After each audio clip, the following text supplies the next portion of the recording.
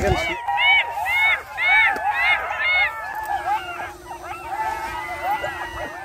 1.5 লাখ টাকার বেশি iPhone 15 pro max এটা দিয়ে এই যে এখানে রেখে যায়, যদি ভাই শিয়াল নিয়ে যায় তাহলে যে আমার কাম শেষ। কত কষ্ট করে আইফোনটা কিনেছি।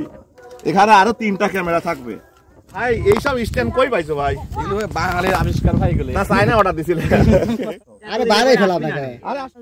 আসসালামু আলাইকুম। কালকে তো আমরা শিল ধরতে পারিনি, মানে শিল বাইরে হয়ে চলে গেছে।